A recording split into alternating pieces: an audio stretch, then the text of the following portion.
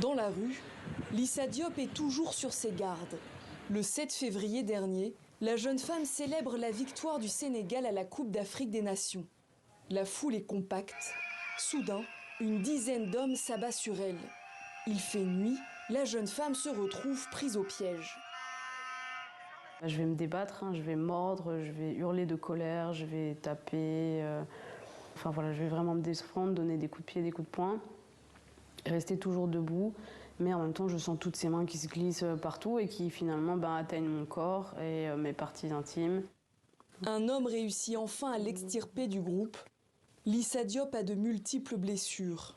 Depuis l'attaque, elle ne dort quasiment plus. La jeune femme de 32 ans a déposé plainte pour violence et agression sexuelle. Malgré ton nom, malgré le fait que tu aies démontré que la personne elle t'a quand même porté atteinte. Et je pense que moi, c'est le fardeau, entre guillemets, le plus lourd que je porte, c'est de me réapproprier ma personne, en fait. Le harcèlement de rue ne se limite pas aux seules agressions physiques. Il fait aussi partie du quotidien pour beaucoup de femmes. Sifflements, injures, gestes déplacés des hommes. Cette mère de 4 enfants a décidé de briser le silence. Ça va bien? Oui, ça va, alhamdoulilah. Et toi? Ça va très bien, merci. Chaque jour, les gens t'appellent. Madame, est-ce que tu m'aimes? Est-ce que tu... Quand tu es dans la bus, tu sens quelqu'un qui te frotte. Quand tu parles, les autres disent non, c'est pas vrai. Tu préfères laisser et partir. C'est pour cela que je voulais appeler tout le monde pour qu'on s'arrête. La vie est dure.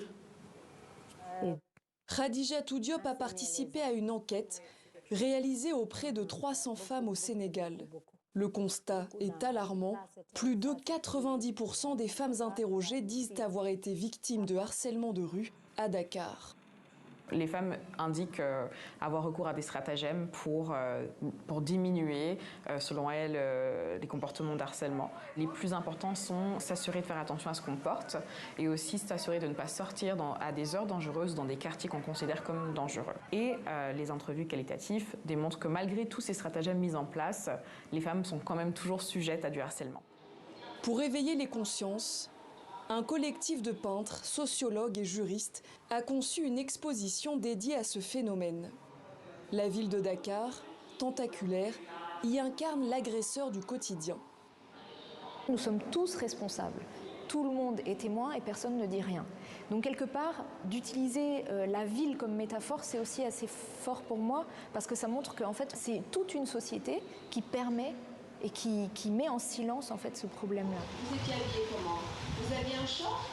Premier geste fort pour combattre ce fléau, selon les activistes, c'est l'inscription du harcèlement de rue dans la loi sénégalaise pour permettre la condamnation pénale des agresseurs. Aujourd'hui, ce n'est pas le cas. Le projet préconise aussi l'aménagement d'espaces publics plus sécurisants pour les femmes, tout en continuant la sensibilisation des hommes. Avec l'espoir que les Sénégalaises puissent enfin circuler dans la rue librement.